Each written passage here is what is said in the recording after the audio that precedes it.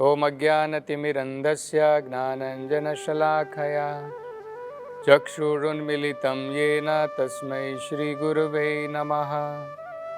नमो विष्णुपादाय कृष्णप्रेष्ठाय भूतले श्रीमते भक्तिवेदान्तस्वामिन् इति नामिने।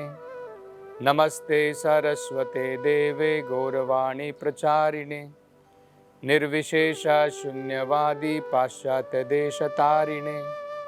जय श्री कृष्ण चैतन्य प्रभु नित्यानंद श्री अद्वैत गदाधर श्रीवासदि गौर भक्तवृंद। हरे कृष्णा कृष्ण कृष्णा हरे हरे, हरे राम राम राम हरे हरे। हरे कृष्णा। आप सभी भक्तों का आज की कृष्ण कथा में हार्दिक अभिनंदन है। कल हमने बड़ी ही महत्वपूर्ण कथा की चर्चा की थी।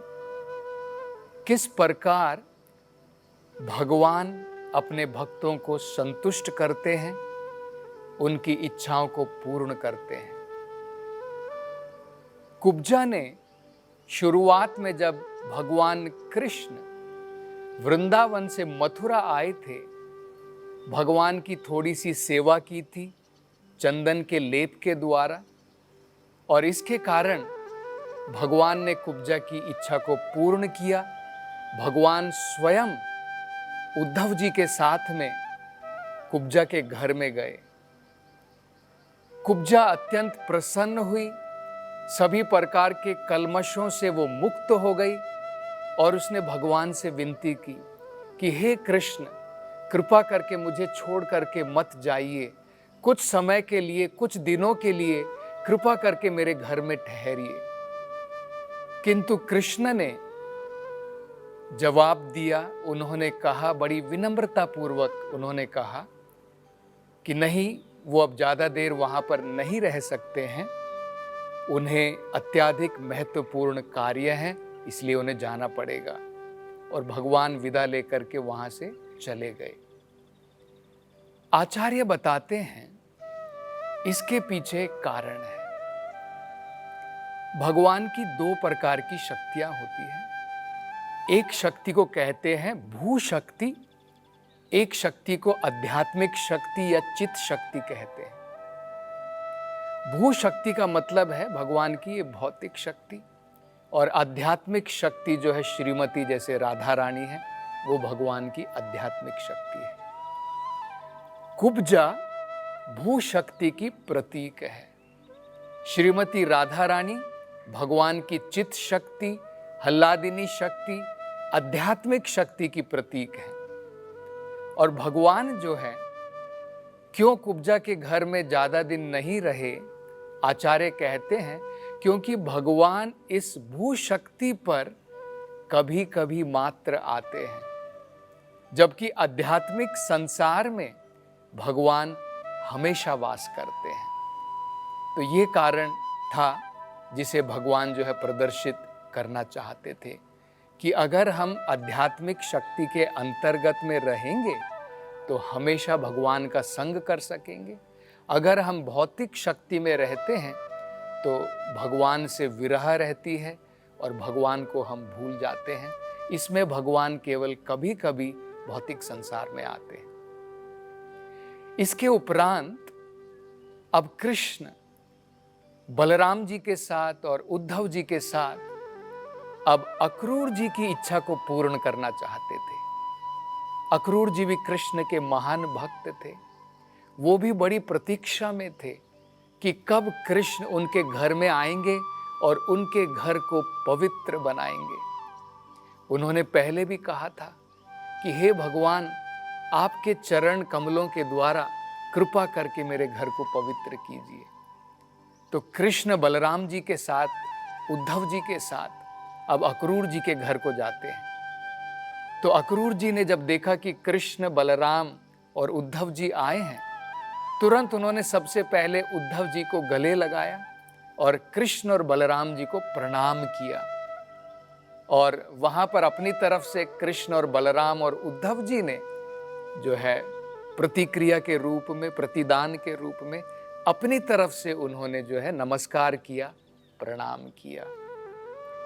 इसके बाद उन्होंने तीनों का बड़ा ही सुंदर अतिथि सत्कार किया, स्वागत किया। पानी लेकर के आए, शुद्ध जल लेकर के आए, भगवान के चरण कमलों को धोया और धोने के पश्चात उसमें से जो भगवान का चरणामृत जिसे कहते हैं, अपने सर के ऊपर उन्होंने धारण किया और बड़े ही प्रेम के साथ भगवान के चरण कमलों को अपनी गोद में उन्होंने लगाया और भगवान के चरण कमल अपने घर में देख करके, अपने हाथों में देख करके उनकी आंखों से अब अश्रु की धारा बह रही है और वो भगवान से जो है बड़ी ही सुंदर प्रार्थना करते हैं। भगवान के चरण कमल को उनको छूने का अवसर प्रदान हुआ। यही नहीं, वो भगवान के चरण कमल को सहलाने लगे और अपनी तरफ से जैसे हम बड़ों की सेवा करते हैं, उनके चरण कमलों को दबाते हैं, इसी प्रकार से उन्होंने उनको दबाना शुरू किया। तत्पश्चात अक्रूर जी बड़ी सुंदर प्रार्थना करते हुए कृष्ण से कहते हैं, वो कहते हैं कि हे कृष्ण, हे बलराम, आप तो साक्षात भगवान हैं और आप इस भौतिक संसार में आने के पश्चात आपने जो यदु वंश के ऊपर जो एक प्रकार का बड़ा उपकार किया है, उस उपकार को यदुवंश कभी नहीं भूल सकता है। कंस जैसे दुष्ट असुर जिसने अनेकों प्रकार की पीड़ाएं प्रदान की इस भौतिक संसार में, आपने आकर के उसका उद्धार किया, उसका वध किया है।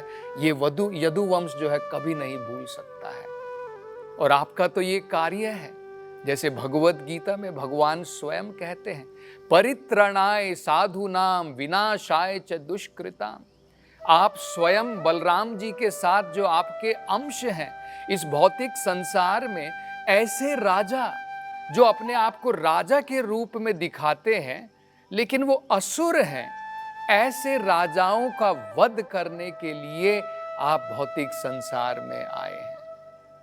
और भगवान, मेरा भाग्य तो इतना महान है कि भगवान आपको देखने के लिए साधुगण, संतगण आपके चरण कमलों की वंदना बड़े बड़े देवता लोग भी करते हैं, लेकिन मेरे भाग्य को देखिए, आप स्वयं चल करके मेरे घर में आए हैं, मुझे दर्शन दे रहे हैं और आपके चरण कमल मेरे घर में पड़े हैं। जिन चरण कमलों के द्वारा तीनों लोक जो है पवित्र हो जाते हैं, जैसे जो गंगा भगवान के चरण कमल से निकलती है, तीनों लोकों को शुद्ध कर देती है, और वो चरण कमल मेरे घर में आए हैं, मैं बड़ा कृतार्थ हो गया हूं। आगे प्रार्थना करते हुए अक्रूर जी कहते हैं कि भगवान, मैं चाहता हूं कि कृपा करें आप मेरे ऊपर, मैं आपकी भक्ति में दास के रूप में लगा रहूं और मेरे जो परिवार के साथ में, भौतिक संसार के साथ में जो आसक्तियां बनी हुई हैं, कृपा करके आप उसे अपने उपकार के द्वारा, आशीर्वाद के द्वारा कृपा करके काट दीजिए। ये भी बड़ी महत्वपूर्ण प्रार्थना अक्रूर जी करते हैं, क्योंकि इस भौतिक संसार में हम भौतिक बंधनों में बंधे हुए हैं। जैसे अगर हमारे हाथों को, पाँव को रस्सियों से बांध दिया जाए तो क्या होता है, तो हम बंध जाते हैं और उससे छूटना बड़ा मुश्किल हो जाता है। तो इस भौतिक संसार में, इस भौतिक वस्तुओं से स्नेह के द्वारा, वो जो स्नेह की रस्सी है, वो जो आसक्ति की रस्सी है, उससे हम बंधे हुए हैं। कुंती महारानी भी अपनी प्रार्थनाओं में कहती हैं, स्नेह पाशाम इमम छिंदी। भगवान, ये जो स्नेह का पाश बना हुआ है, ये जो रस्सियां हैं जो हमें इस भौतिक संसार में बांधे हुए हैं, कृपा करके अपनी कृपा के द्वारा उसे काट दीजिए। तो अक्रूर जी भी इसी प्रकार की जो है अत्यंत श्रेष्ठ प्रार्थनाएं कृष्ण और बलराम से करते हैं। तब कृष्ण भगवान जो है उत्तर में कहते हैं, अक्रूर जी, आप तो मेरे वंदनीय हैं, आप मेरे चाचा के बराबर हैं। जिस प्रकार से मेरे पिता हैं जो आदरणीय हैं, आप भी मेरे और बलराम जी के आदरणीय हैं। आप हमेशा हमारी सुरक्षा के बारे में सोचते हैं।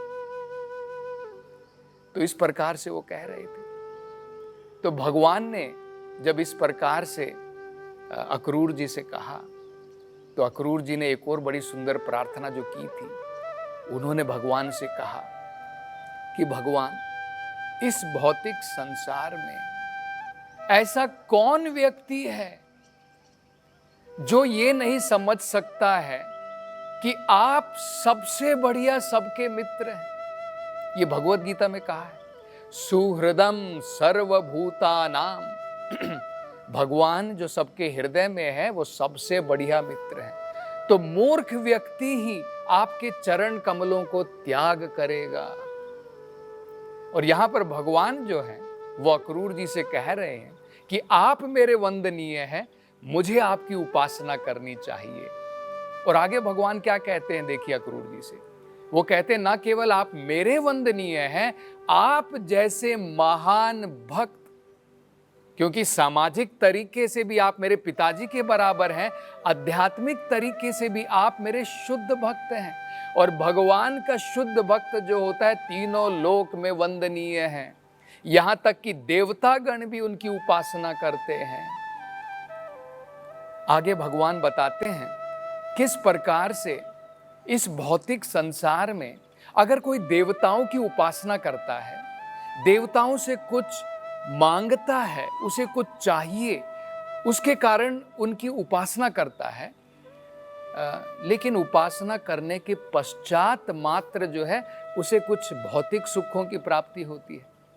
लेकिन कृष्ण जी कह रहे हैं कि अक्रूर जी, आपके जैसे शुद्ध भक्त तो बिना मांगे ही, देवताओं के पास जाकर के मांगने की जरूरत पड़ती है, लेकिन आपके जैसे जो शुद्ध भक्त होते हैं उनके पास मांगने की भी जरूरत नहीं पड़ती है। आप लोगों को जो है वरदान देते हैं, आप लोगों की भलाई करते हैं। तो भगवान के इस प्रकार के शुद्ध भक्तों से श्रेष्ठ भला कौन हो सकता है। आगे कृष्ण जी कहते हैं, गंगा नदी में, यमुना नदी में, पवित्र नदियों में स्नान करने के पश्चात व्यक्ति जो है पवित्र होता है, लेकिन भगवान के शुद्ध भक्त के दर्शन मात्र करने से, उनके संग मात्र करने से व्यक्ति जो है इस भौतिक संसार में पवित्र हो जाता है। इसलिए भागवत में भगवान के शुद्ध भक्तों को क्या कहा गया है? भगवान के शुद्ध भक्तों को तीर्थ कहा गया है। ये बड़ा महत्वपूर्ण है। हम लोग क्या सोचते हैं, जैसे हरिद्वार तीर्थ है, वृंदावन तीर्थ है, अयोध्या तीर्थ है। वो क्यों तीर्थ है? क्योंकि वहां पर भगवान प्रेजेंट हैं, वहां पर भगवान प्रत्यक्ष रूप से वहां पर हैं। इसी प्रकार से भगवान का शुद्ध भक्त का मतलब क्या होता है? जो 24 घंटे प्रेम के द्वारा अपने हृदय में हमेशा भगवान को रखता है, इसलिए वो भी तीर्थ है। तो इसके कारण कृष्ण जो है अक्रूर जी के बारे में कह रहे हैं कि वो भगवान के कितने महान भक्त हैं। और आगे कृष्ण कहते हैं कि अक्रूर जी, आप सदैव हमारे शुभ चिंतक रहे हैं। आप हमेशा मेरे बारे में, बलराम जी के बारे में हमेशा सोचते आए हैं। इसलिए मैं अब बड़ा ही महत्वपूर्ण कार्य आपको सौंपना चाहता हूं। मैंने सुना है कि हस्तिनापुर में मेरे जो भक्त हैं पांडवगण, कुंती महारानी, वो अत्यंत दुखी हैं। उनके ऊपर अनेकों प्रकार के कष्ट दिए जा रहे हैं, क्योंकि पांडु की मृत्यु हो चुकी है जो धृतराष्ट्र के भाई थे, और अब जो है धृतराष्ट्र वहां के राजा बन गए हैं।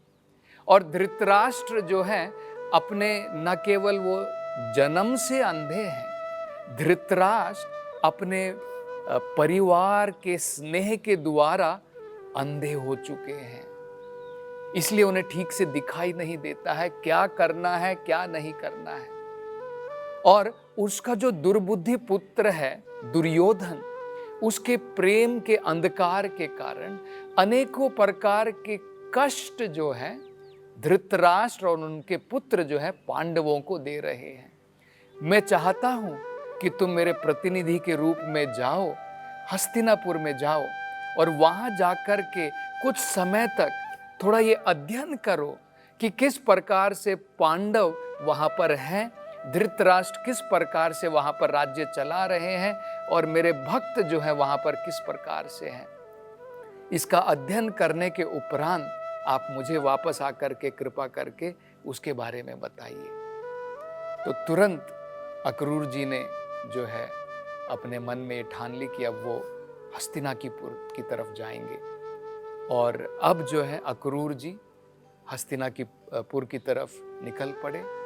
आज भी हम जानते हैं कि ये हस्तिनापुर जो है आज दिल्ली कहलाता है और इसकी जो उस समय की जो राजधानी थी वो इंद्रप्रस्थ आज भी है। तो अब अक्रूर जी हस्तिनापुर जाते हैं। वहाँ पर जाने के पश्चात में वो किस प्रकार से देखते हैं, अध्ययन करते हैं और वहाँ पर कितने दिन तक रहेंगे, वो क्या सलाह देते हैं, इन सब की चर्चा हम कल की कथा में करेंगे। हरे कृष्णा।